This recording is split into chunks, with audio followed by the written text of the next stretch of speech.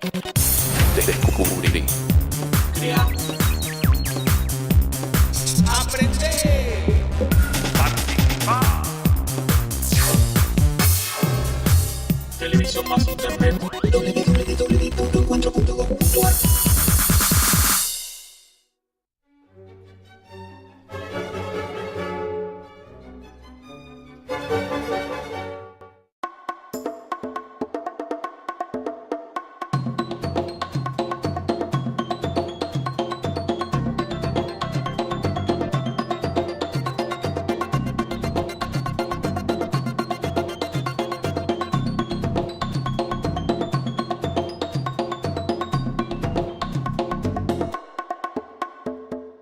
La curiosidad por conocer el mundo que nos rodea nos lleva al descubrimiento, la investigación y la experimentación de los elementos de la naturaleza.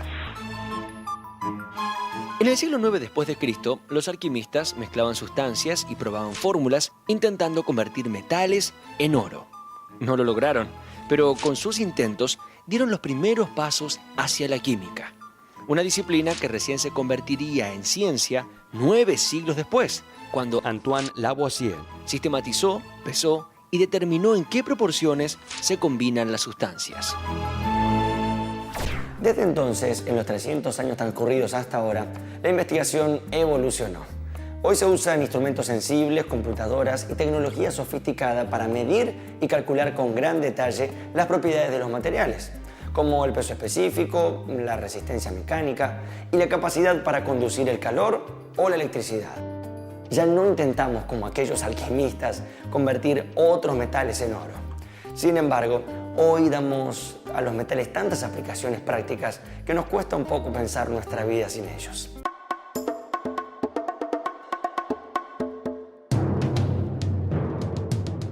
La edad de los metales es el periodo de la evolución tecnológica de la humanidad, caracterizado por el desarrollo de la metalurgia. Sucede a la edad de piedra y comienza unos 6.000 años antes de Cristo, y se considera que acaba en cada lugar con la entrada en la historia, es decir, con la aparición de la escritura, que en buena parte de Europa ocurre en el primer milenio antes de Cristo. La edad de los metales es parte de la prehistoria en la mayor parte del mundo, a excepción de en Oriente Medio, que coincide con el desarrollo de la escritura y por lo tanto con la historia. Varios periodos de la prehistoria se denominan con el nombre del metal cuyo dominio se alcanzó, como la edad del cobre, la del bronce y la de hierro. El cobre junto con el oro y la plata fueron los primeros metales usados en la prehistoria, probablemente porque se los encontraba a veces en forma de pepitas naturales. Hallazgos arqueológicos en zonas de Turquía e Irán demuestran que a partir del año 6500 a.C., las piezas de cobre martillado en frío comienzan a ser habituales. Varios siglos después, se descubrió que el cobre podía ser extraído de diferentes minerales como la malaquita o la calcopirita, fundiéndolo en hornos especiales en los que se insuflaba oxígeno soplando por largos tubos o con fuelles para superar los 1000 grados centígrados de temperatura. El objeto de cobre fundido más antiguo que se conoce procede de los montes Zagros en Irán y data de 4100 años antes de Cristo. Junto a él se hallaron hornos de fundición, crisoles e incluso moldes. La técnica del cobre no tardó en difundirse por todo el Próximo Oriente, coincidiendo con el nacimiento de las primeras civilizaciones históricas de la zona, principalmente Sumeria y el Antiguo Egipto. El primer gran avance metalúrgico se produjo entre los años 3500 y 2000 a.C. en diferentes regiones del planeta, surgiendo la denominada Edad de Bronce, que sucede a la Edad de Piedra. El bronce es una aleación de cobre y estaño en una proporción variable. Se supone que fueron los egipcios los primeros en añadir estaño al cobre, al observar que este mejoraba sus cualidades como la dureza, un punto más bajo de fusión y la perdurabilidad, ya que el estaño no se oxida fácilmente con el aire y es resistente a la corrosión. Otro hito importante en la historia fue el descubrimiento del hierro hacia el año 1400 a.C. El hierro es uno de los elementos que más abunda en la Tierra. Sin embargo, su utilización práctica comenzó 7000 años más tarde que el cobre y 2500 años después del bronce. Este retraso no se debe al desconocimiento de este metal. puesto que los antiguos conocían el hierro y lo consideraban más valioso que cualquier otra joya. Pero se trataba de hierro meteórico, es decir, procedente de meteoritos. El hierro meteórico era conocido tanto en Eurasia como en América. Los hititas, que habitaron parte de lo que hoy es Turquía, fueron uno de los primeros pueblos en utilizar el hierro para elaborar armas como espadas. Y las civilizaciones que todavía estaban en la Edad de Bronce, como los egipcios o los aqueos, pagaron caro su retraso tecnológico. No obstante, en la antigüedad, no se sabía alcanzar la temperatura necesaria para fundir el hierro, por lo que se obtenía un metal impuro que debía ser moldeado a martillazos. Hacia el año 1400 después de Cristo, se empezaron a utilizar los hornos provistos de fuelle, que permiten alcanzar la temperatura de fusión del hierro, unos 1535 grados centígrados. Cuando el imperio hitita fue destruido hacia el 1200 a.C., sus herreros se dispersaron por Oriente Medio difundiendo su tecnología. De este modo comienza la Edad del Hierro en el Próximo Oriente. En América se desarrolló la metalurgia del oro, la plata, el cobre y el bronce, pero en ningún caso esta tecnología tuvo un peso decisivo en la economía de las sociedades precolombinas.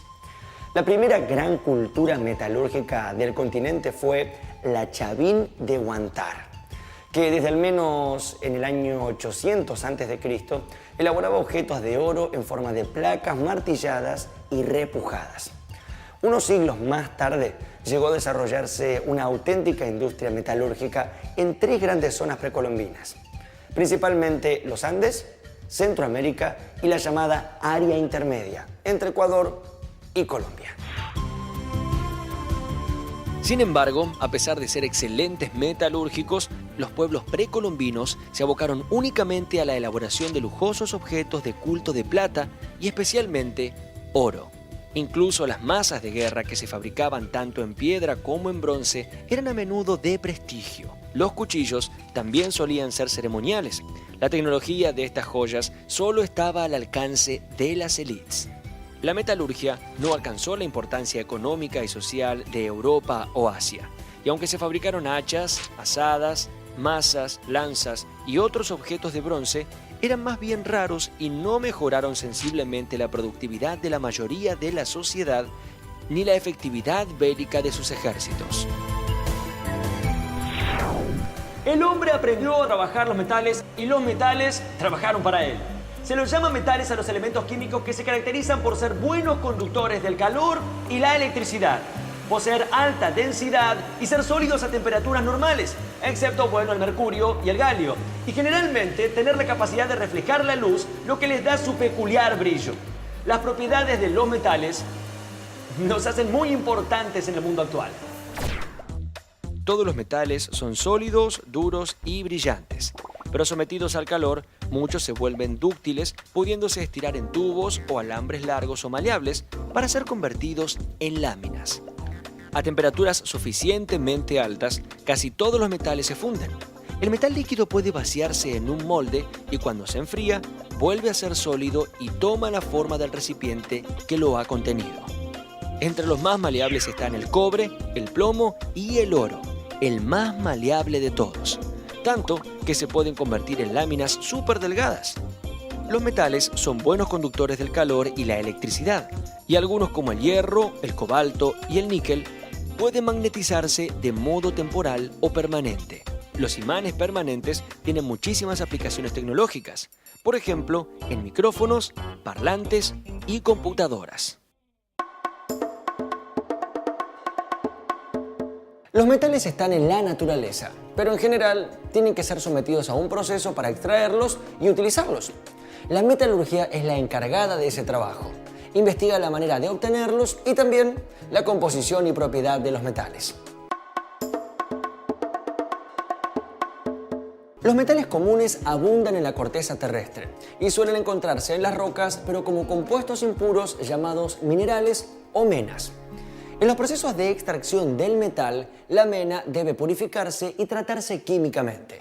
El primer paso consiste en triturar y lavar la mena para separar el metal de las rocas. Una vez apartadas las impurezas, se somete a la mena a un proceso llamado de extracción o beneficio en el cual, gracias a una serie de reacciones químicas, se obtiene el metal puro. Por ejemplo, en el caso del hierro, el proceso consiste en calentar óxido ferroso con coque. En esta reacción química, el óxido se convierte en metal puro. Normalmente en la naturaleza, metales preciosos como el oro y el platino se encuentran en depósitos casi puros. El cobre existe como metal libre y como compuestos en menas y minerales de cobre. Es tan maleable que puede moldearse con martillo y por eso se lo usó para fabricar gran variedad de objetos como monedas, utensilios de cocina y adornos. El cobre puro se funde a 1083 grados centígrados. Al mezclarlo con otros metales forma aleaciones duras y resistentes como el bronce, que se obtiene cuando se combina cobre con estaño, y el latón, que es una aleación de cobre con zinc.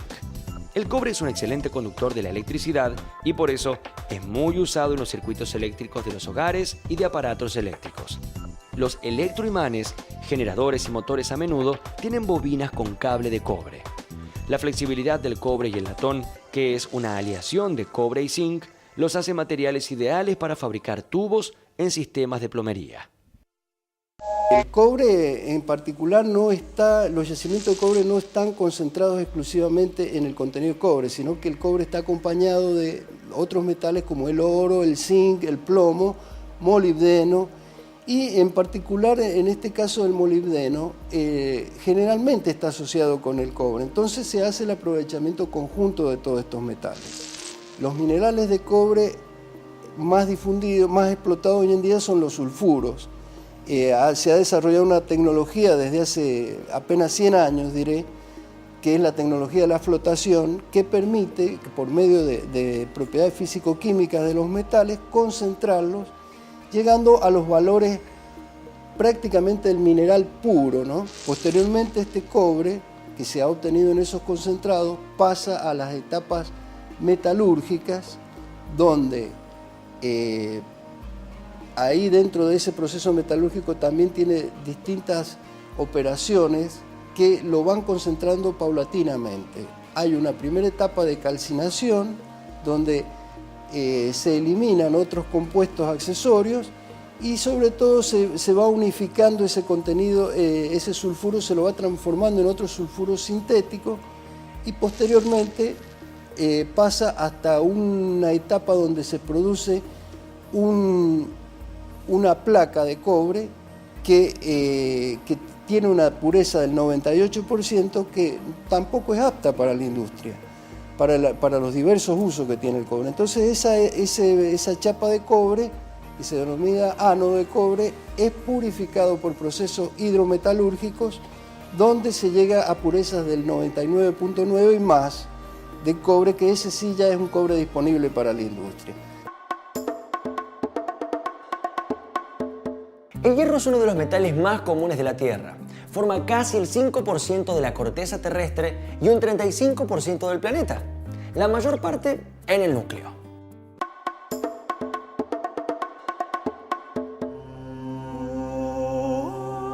En estado puro es un metal grisáceo, lustroso, dúctil y maleable, muy usado desde la antigüedad por los chinos y los romanos. En el siglo XVI, el hierro era muy usado para herramientas y armas de guerra. El hierro es barato y desde el siglo XVI ha sido usado principalmente para hacer una aleación o mezcla con carbono llamada acero, útil para la fabricación de maquinarias, vías férreas, construcciones navales e instrumentos de cirugía, entre otros. En la naturaleza, el hierro forma compuestos con elementos como cloro, azufre y oxígeno. Cuando el hierro queda expuesto al aire húmedo, se oxida, se forma herrumbre, un óxido escamoso rojizo. En el caso del hierro, el procesamiento del mineral pasa también por una purificación, no tan intensiva como en el caso del cobre, pero hoy en día, como sabemos, los valores de los contenidos de los metales en particular va disminuyendo, entonces empiezan a aprovechar recursos más pobres, más contaminados. En el caso de los minerales magnéticos se emplean imanes, ¿no es cierto?, para, se lo muele al mineral y por su propiedad magnética se pega a esos imanes y se los separa. Pero aún así, esos concentrados magnéticos llevan acompañados algunas impurezas, como puede ser el caso del fósforo, que es una sustancia que envenena verdaderamente el hierro y no se lo puede, le afecta muchísimo en sus propiedades. Entonces, ahí ya se requiere ir a un proceso más fino de molienda y de separación, por lo que se emplea mayormente la flotación para separar ese fósforo y dejar los valores de hierro aptos, que son luego introducidos en la etapa siderúrgica. Estos productos primarios, materias primas de la siderurgia, se colocan en altos hornos, que son unos hornos de gran altura, se denominan alto horno, por eso es el nombre, donde se produce una mezcla con carbón. En general, con ese carbón es la fuente de energía, digamos, que va a producir la fusión del hierro en el alto horno. Ahí en ese alto horno se produce este producto que mencionábamos, que es el arrabio, que es un hierro fundido con una cierta cantidad de carbono no controlado. Entonces ese arrabio es la materia prima para las etapas posteriores de refinación del carbono y la producción del acero, donde se le incorpora al mineral al hierro fundido la determinada proporción de carbono que permite que ese acero sea trabajable. El aluminio es el metal más abundante en la corteza terrestre. Se presenta en diversas formas, desde arcillas hasta esmeraldas, pero nunca como un metal puro. Actualmente se lo obtiene a partir de un mineral llamado bauxita. Cuando el aluminio fue aislado hacia 1825, se encontró que era extremadamente difícil su separación de las rocas que formaba parte, por lo que durante un tiempo fue considerado un metal precioso, incluso más caro que el oro. Hacia 1890 se inventaron procesos baratos para la extracción del aluminio a partir del mineral, lo que permitió que se extendiera su uso hasta hacerse común en muchas aplicaciones. Su utilización industrial es relativamente reciente, produciéndose a escala industrial desde finales del siglo XIX. Y esto posibilitó que el aluminio pasara a ser un metal común y familiar. En el caso del aluminio, también es un mineral que nosotros, si bien lo producimos en la Argentina, el aluminio requiere de un proceso de consumo eléctrico intensivo.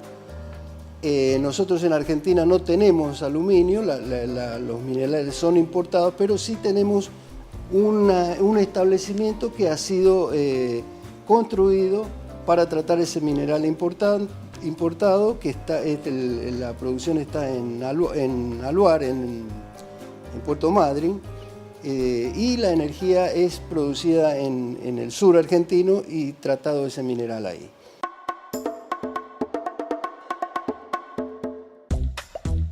Después del hierro, el aluminio es el metal más usado. Es plateado, liviano, flexible y buen conductor de la electricidad. Reacciona con el oxígeno del aire formando una capa de óxido de aluminio o alúmina que resiste el ataque químico y evita que el metal sufra más corrosión. Esta característica, la de ser resistente al deterioro, lo hace muy adecuado para hacer latas de bebidas y papel de aluminio. Otra característica muy funcional es que pesa relativamente poco. Un bloque de aluminio pesa menos de un tercio que un bloque de acero del mismo tamaño. Aunque no es tan buen conductor de la electricidad como el cobre, un cable de aluminio es más liviano que uno de cobre y por eso en los cables eléctricos colgantes suele usarse aluminio. Por otro lado, las aleaciones de aluminio y otros metales suelen ser resistentes pero livianas, por lo que son ideales para construir aviones.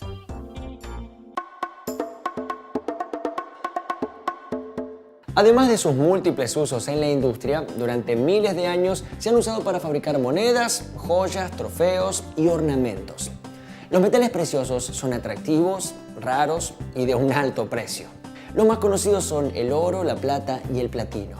Son fáciles de trabajar para darle formas, difícilmente reaccionan con otras sustancias y no se manchan con el aire y el agua. El oro es uno de los metales menos reactivos. Solo una combinación concentrada de ácidos clorhídricos y nítricos pueden disolver el oro para formar sales. El oro puro es muy blando. Para endurecerlo se lo mezcla con plata o cobre y su pureza se mide en quilates. El oro de 18 quilates es 75% puro, mientras que el de 24 quilates lo es en un 100%. De todos los metales, la plata es el mejor conductor del calor y electricidad y se usa en muchos circuitos electrónicos.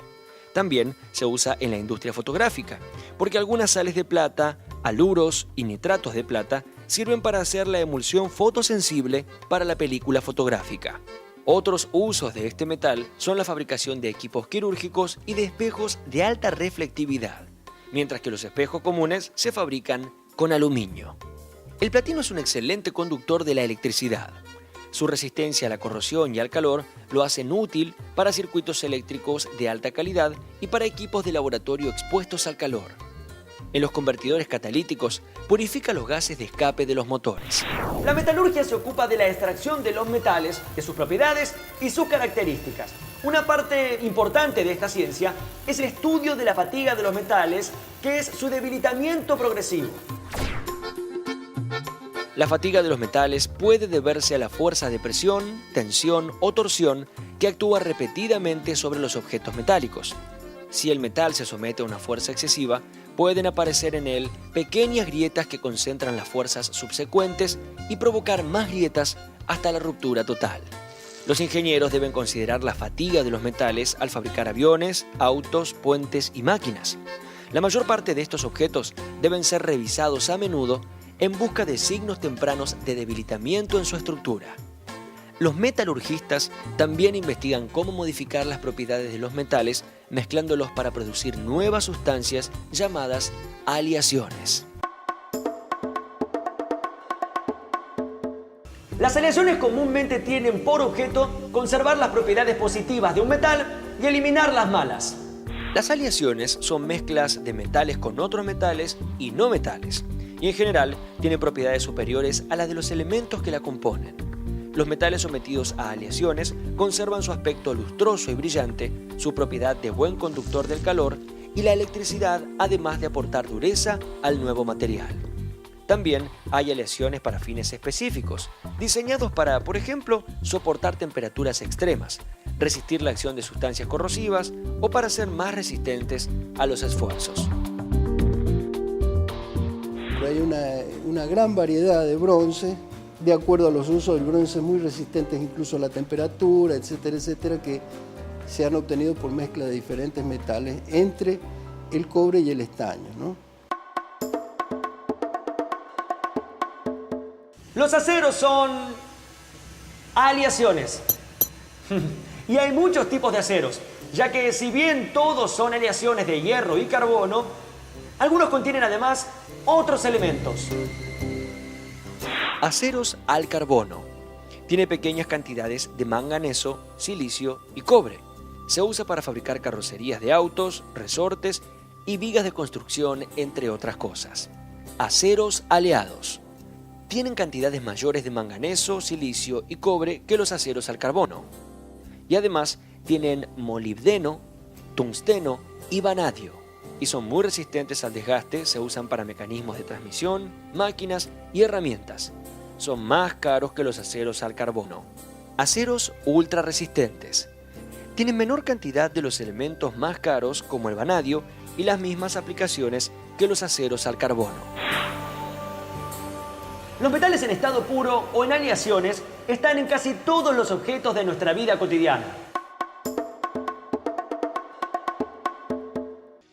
La actividad minera para un país implica desarrollo, es decir, como otras actividades productivas, como Argentina ha tenido desde siempre, la agricultura, la ganadería y otras, en sí, la minería se empieza a insertar en el país en los últimos años como una actividad que genera desarrollo y genera a su vez grandes fuentes de trabajo para las comunidades aledañas, ¿no? Esencialmente, como toda actividad productiva va a generar un impacto dentro del medio ambiente, es decir, y a su vez va a generar impactos positivos como negativos. La actividad minera en su propia ley lo que tiene es una contemplación, o mejor dicho, una formulación de lo que debe hacer con respecto al medio ambiente. Entonces, lo importante es que esas pautas se cumplan y los encargados de que esas pautas se cumplan lleven a cabo su control. Estamos hablando, por ejemplo, de lo que es reciclado de metales. Es importante porque en realidad, ¿cómo hablamos del círculo o del ciclo en sí?